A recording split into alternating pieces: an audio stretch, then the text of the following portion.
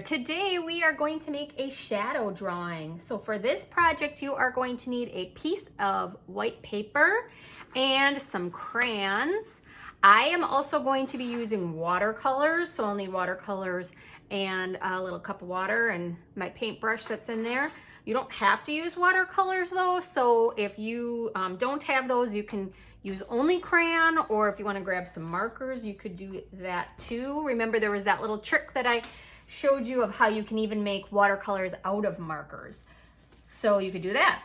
Today we are going to be drawing an object and then the shadow that goes underneath it. So we're pretending there's like a sun up in the sky here that's casting a shadow of the object. So whatever we draw, we need to draw the same shape as a shadow underneath it. So I made a couple here. You get to choose what kind of object you want to do today. I did a cactus and a house. I did a tree. I did a snail. I chose things that have a simple shape. So I didn't want to do anything that was too tricky that it would be hard to make the shadow of it underneath. So these are a couple ideas. You are going to get to choose whatever you want today to make.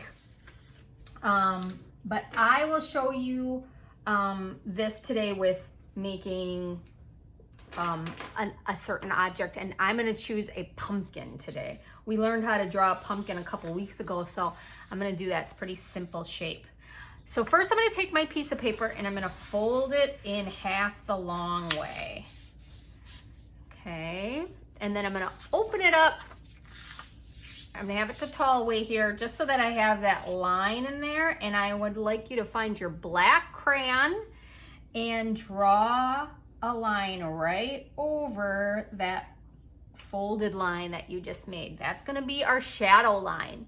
So we're gonna draw a picture above that line and then the shadow underneath it. Okay, so I said I'm gonna draw the pumpkin. So when we drew a pumpkin, we drew that straight line down like that, and then we made curved lines around it and kept making them bigger and bigger. There we go. And then I'll make a little stem, and I'm gonna do a curvy line with a little leaf. Okay, make some details here. Make some extra lines because this picture up here is going to have details on it, but the shadow is not going to have details. Now I'm going to flip it around to the opposite side to draw the shadow. The sun is casting a shadow on it, and our shadow is going to go straight down because the sun's going to be right up here casting it down. So I like to flip it around because it's easier for me to do that than to try to draw it upside down. I am going to draw my picture the same way I did this one up here, but I'm doing it really light because I don't want details in this one, but it's going to be easier for me to draw it the way I drew the other one, kind of with the details, just so I get the same shape. But you don't have to do that. You could just, if you could just draw the shape on its own, you can. That, and then the stem there, and then I need to make sure that my little vine and leaf here is on the same side because this is a shadow. It's an image of it. So if I put it on this side, there's no leaf on this side, so that wouldn't make sense.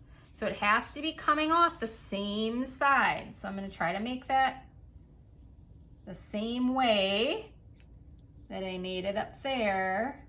Like that. See? Almost like a mirror, right? That's how it's working out. So now I don't want all these details. I'm gonna just color all of this in black. Go that over it a little darker because this is the shadow. There's no details in a shadow. It's just the outline of it. And again, yours might look different than mine. I hope it does because I'd love to see a bunch of different objects and ideas of things that you could draw and make a shadow of. You could even draw a picture of yourself, of your body. Maybe you're in a cool pose or something, and then draw the shadow of yourself underneath. I always love making my body pose different ways outside when it's sunny, and then you can see your shadow, you know, with your arms up in the air or whatever. Okay, see? Here's my shadow. Okay, now to this top one, I'm going to add color and details because the top one is the actual object. So we want that one to look like more like real life with real colors. So I'm going to grab my colors and I'm going to start adding colors to this top one. All right, I'll keep working on that now.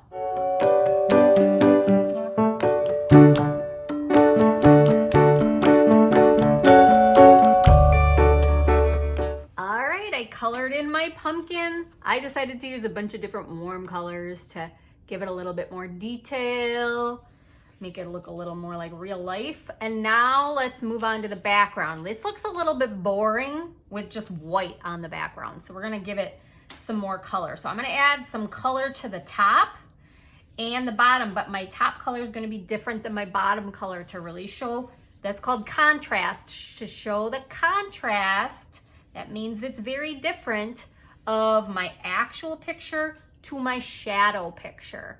And I'm gonna use watercolors to do that. And again, you can use watercolors if you have them, otherwise you could use markers or just crayons again, or you could make your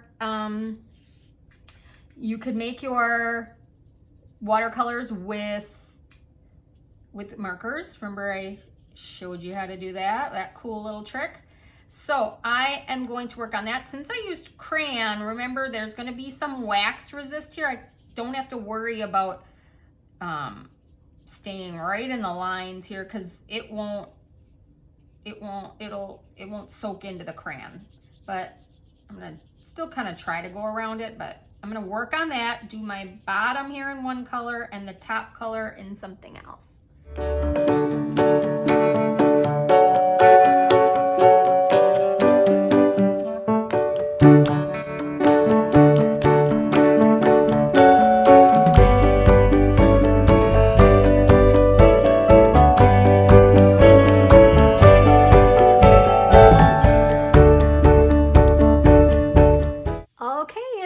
My finished picture. I added my color to the background.